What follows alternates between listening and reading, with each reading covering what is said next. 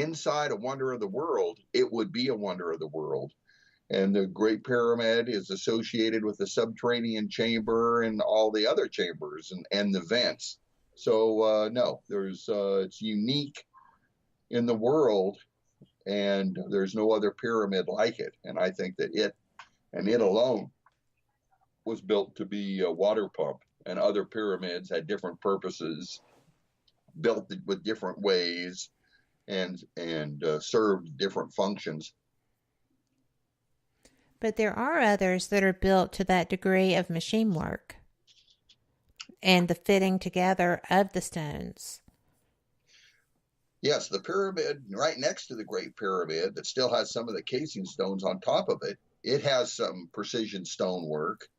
But the smaller pyramid, Bukhari's pyramid, it is just a little bit more primitive. So the sequence of construction of the pyramids, even on the Giza Plateau, is under scholarly debate, and certainly who built them. So, but in terms of being a functioning water pump, I don't think any of them, other than the Great Pyramid, did that. So, but my research is not about if the other pyramids are not water pumps. My research is about the Great Pyramid being a water pump. But it would be nice to find that technology in other places, because I know that a lot of the stonework and building structure in Peru is of similar quality. Right. And similar precision. So right. That's why I asked that. Right. Machu Picchu and some stone walls and other thing down in that area are extremely amazing, just phenomenal in its stonework. But there's no pyramid at Machu Picchu or these walls, if you will. So it's a little different. You can't put all the pyramids, blanket them together, and say, well, this pyramid wasn't a water pump. That means none of them were water pumps. You can't really do that. And I've had a lot of people use that logical fallacy. Really? So, oh yeah. Let's say. Well, I was just saying, wouldn't it be cool if some of them were? It would be cool, but let's say there was a car wreck out in the street and two people got killed, and they wanted to find out what happened. Well, if the police came and said, well, what happened in this other car wreck over here, or that other car wreck out of state? Well, at this other car wreck, nobody got killed. Well, then people don't get killed in car wrecks. I've had people do that.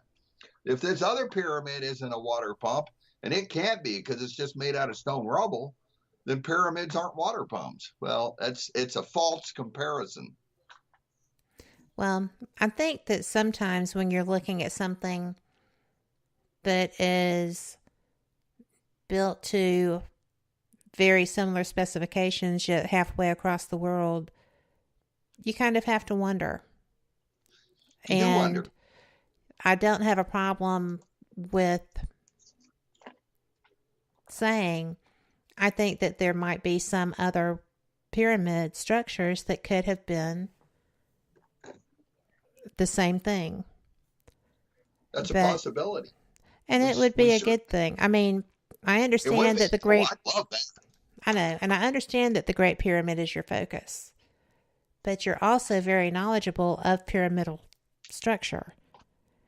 I am. So, it's okay, right, to kind of branch that vision out a little bit and say, I wonder if there's something else that could be this as well. Maybe this was not just an isolated incident.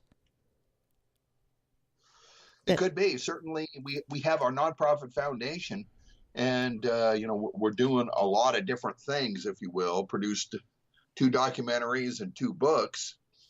But if people want to become involved and help us study other pyramids and that type of thing, we would sure appreciate any help that we can get. So absolutely. Yes. So and that is www.thepump.org. And you are welcome to go there, contribute, learn. There's a video series there that will help you understand what Stephen is talking about. And that being said, we're at our first break of this hour. I can't believe it. We'll be back in 3 minutes. Y'all enjoy. You are listening to WBHM Digital Broadcasting, the best in paranormal talk, only on Paranormal Experience Radio. Broadcasting live out of Birmingham, Alabama.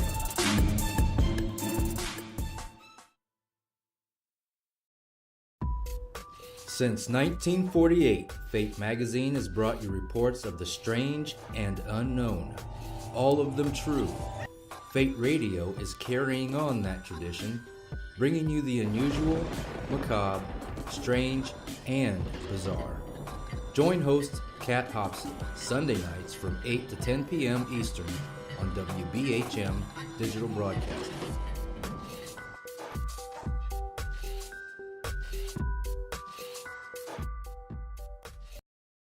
Son of a... Hey, son. Mother... Son, what are you doing? Hey, Mom. I'm getting ready to listen to Periscope Uncensored. By expanding your vocabulary. Well, it is uncensored. Son, the uncensored part of Periscope Uncensored is Jax and I getting down to brass tacks with all aspects of the paranormal. There's no fluff on our show. So, no off-color commentary? I didn't say that. Awesome! Son? I just hit my head. Oh boy, I'll go get you an ice pack. Catch Periscope Uncensored Thursday nights at 9 p.m. Eastern, only on WBHM Digital Broadcasting. You are listening to WBHM Digital Broadcasting. The best in paranormal talk radio.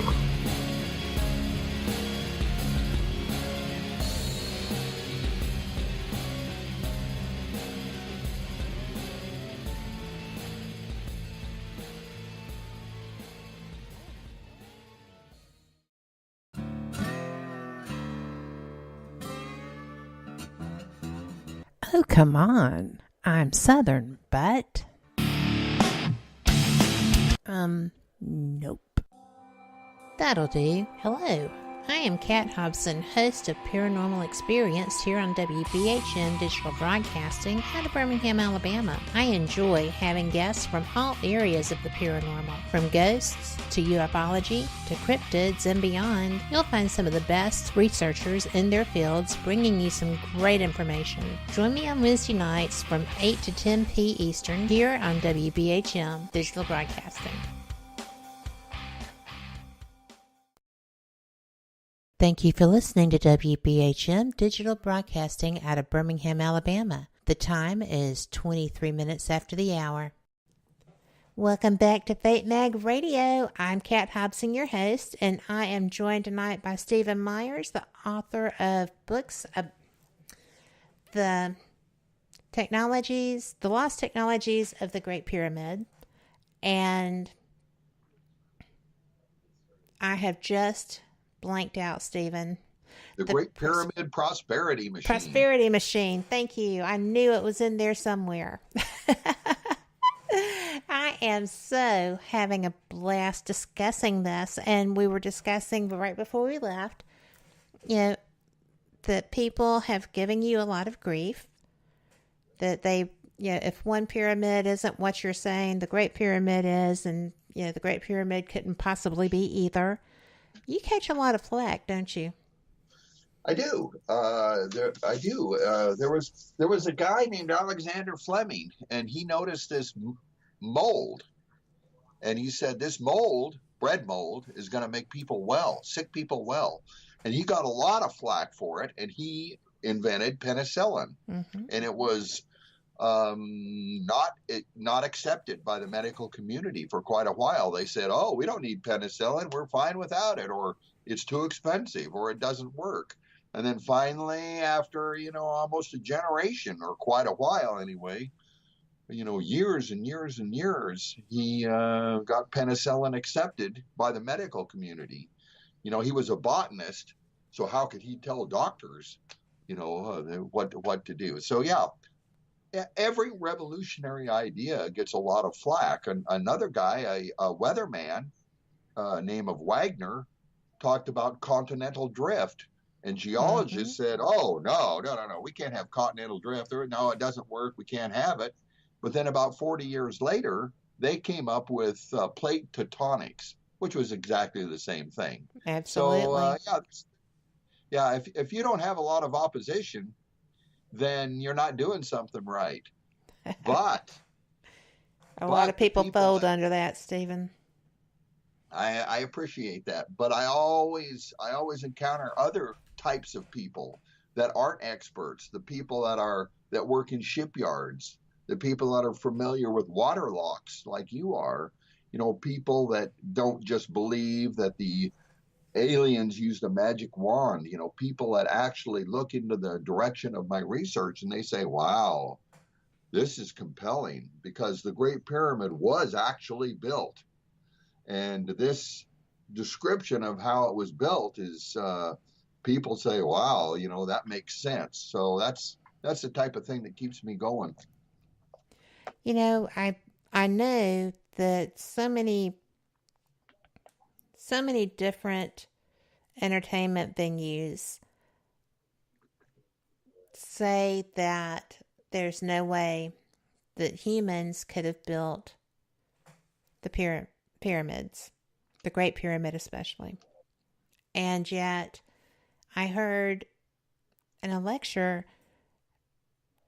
a Cairo-born Egyptologist who is in this entertainment venue on occasion say, we have this papyrus that says the Great Pyramid, which we thought was built in 50 years, was built in 27. Yes. That means humans built it. There is a foreman on the job who had a journal that wrote this in his journal. So that would be, to me, conclusive evidence that humans did build the pyramid.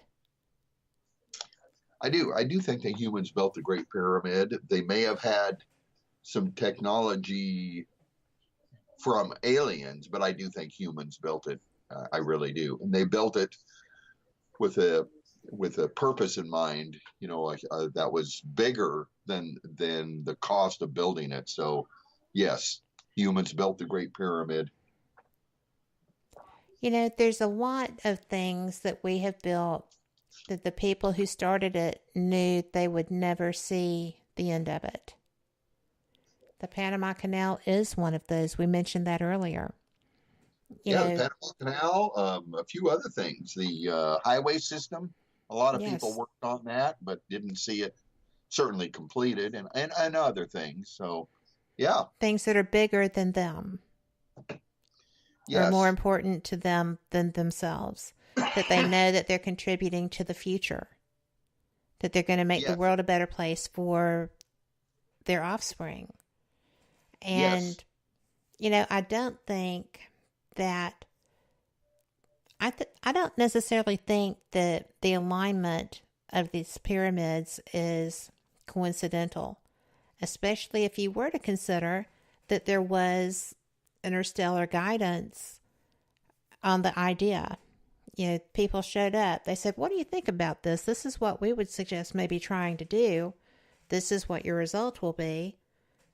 And it will help it will help your community. And then, they left or whatever. And I think that perhaps the alignment would be a tribute. And there's all kinds of different reasons for that alignment. But I just find it fascinating that people even question that this may be what you think it is, what you're convinced it is.